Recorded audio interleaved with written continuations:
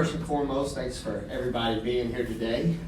I could not be more excited to think about year 2. Wow, year 1 was awesome, so let's make year 2 even more special. I want to give a big shout out also to men's basketball too. I want to wish them good luck. Obviously, they're going to set the tone for us at the hump, and we'll follow. But as far as my team, we could not be more excited about opening up. Me as a coach, I'm really excited to find out what kind of team I have.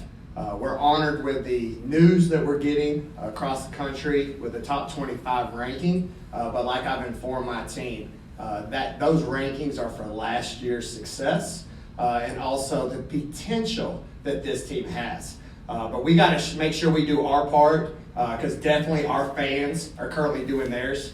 To think out the lower bowl for season tickets have already been sold out is the reason I took this job because women's basketball matters and there's nothing better than hump magic. So we got to make sure on opening day that we do our part, that the fans who have spent their money, that we play hard night in and night out, and most importantly play for the name on the front of the jersey and not the name on the back. And if we do that, I like our chances this year. It's going to be a great journey and let's have some fun. So with that, let's take some questions. Robbie. Coach, we talked a few weeks ago to you about the new faces that you have and all that, and you've spent a lot of time with them the last few weeks. Obviously, do you feel like some roles are starting to kind of come to the surface for the group, and people are starting to figure out what their role is going to be this year? Yeah, 100%. I definitely think some new roles are occurring, but I will say this: we need some games really quick because there's nothing better than live opportunities. I have a gauge with what's happened. We've had 2 closed exhibitions, so I've got a little taste. I've challenged my team in some areas because, as you can imagine, we've talked about some great individuals, but I'm all about putting a great team together. So who's willing to take on roles that they didn't have at their previous school? What newbies can come in and handle the bright lights? And then what of our returners who have that DNA about them can step up in year 2 and provide that same magic they did in year 1? And the only way to those questions is we'll find out when the lights turn on. Jack. I just want to know, going into the season, how much of an idea do you have of what your rotations want to look like, and can that change, game to game based on matchups and things like that? Yeah, I'm definitely, right now on opening day, that's what we're working on this week. Chemistry is a big thing for me, as you can imagine, with so many newbies. Obviously, we have 5 returners, but 7 newcomers. So I was committed to this week trying to establish some chemistry with about a 10-person rotation. But I told each one of my young women that's not set in stone. But we are at a point right now with our opening day around the corner that I've got to get some chemistry down with all these new pieces so we can look good on opening day.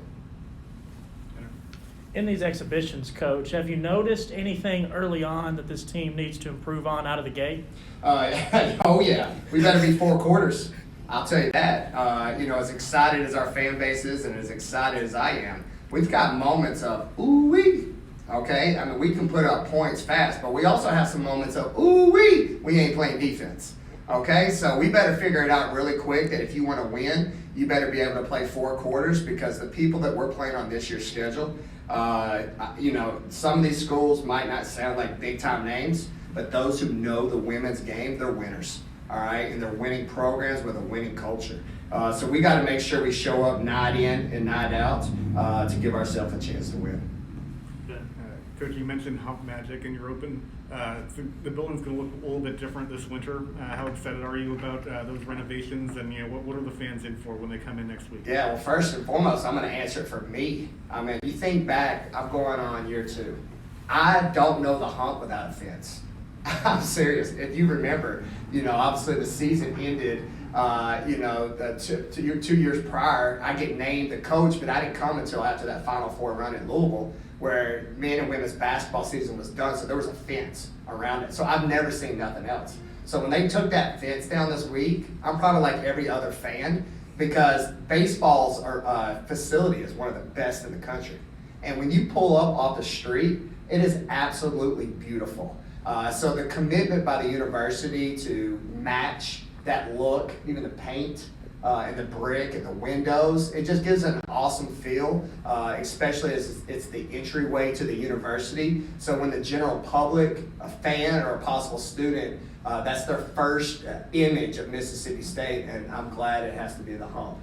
So I know our fans are excited. I want to give a special thank you to them, because I know last year I really begged that, hey, we'll find a door, we'll find a gate, we'll find some way to open it up, just work with us, because I knew parking was an issue. So hearing the people as I go to dinner, and we joked about this, Robbie, the people honking at me and rolling down the windows, telling me good luck, they also tell me thanks for the new parking spot. So yeah, we're all excited together. You talked a bit about the schedule you all have in the non-conference here. What did you learn from year one of kind of building a schedule? How did you kind of use that into building this year's schedule? What do you like about it? Yeah. So it's hard with I'm gonna be honest, in college landscape, we got one more year of COVID. All right, so scheduling is the $1 million question, because what everybody has to understand, we have to do it so early. So when I got here, it was undone. I knew we needed success, so I put opponents on there that we had to get the program back in order to get to the NCAA tournament, which we did. But to your question, I learned you barely got in. And I don't know about you all, but I don't like barely getting in. All right, my goals for this year and our team is obviously have the talent, so they need to be tested. And if we handle the test, my goal is to be a host for the first or second round. Because in women's basketball, like I educate everybody, it's different than men's basketball.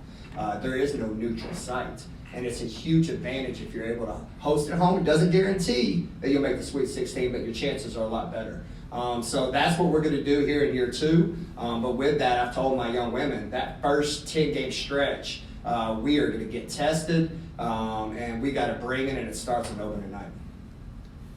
Yeah, you have so many older players on this team, even the new players, but you got a good freshman class as well. I mean, what's your anticipation for that group getting in there and helping you this year in year one? Yeah, I mean, there were a reason they were top 16 recruiting class in the country. They can flat out play. I'm going to give a big shout out, starting with Miracle. Miracle, like I joke, is a miracle, all right? She really is. She just has a work ethic about her and a dog mentality that she is the perfect fit for Mississippi State.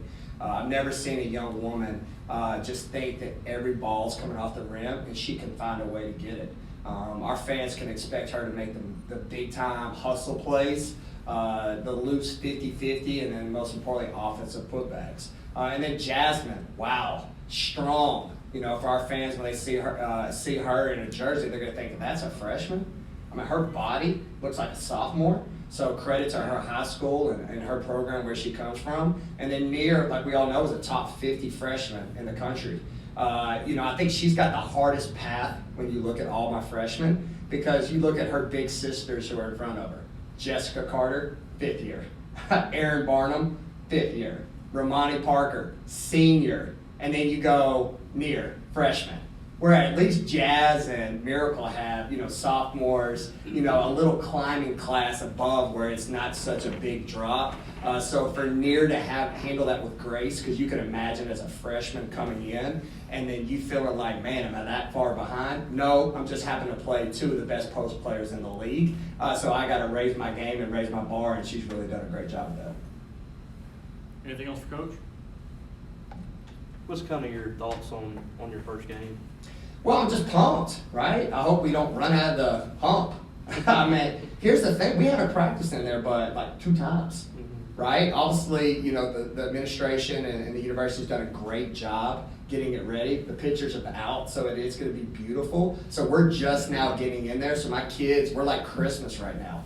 We're in there shooting, and we're just excited to be on that court, because you got to imagine, there were some sacrifices during this construction. My kids were displaced from the locker room. We had to practice in the practice facility, so shout out to our facilities that we have in the SEC, because you could imagine it would have been really tough if we didn't have a practice facility. So for us to have the main court, the practice facility, get down, I know our kids are going to be excited, and most importantly, that's why they came here, to see fans. And answer your question earlier, I'm excited to see how we handle it, because they came here for a reason. It's to play for the best fans in women's basketball. Thank you, Coach. Thanks, everybody. Appreciate it.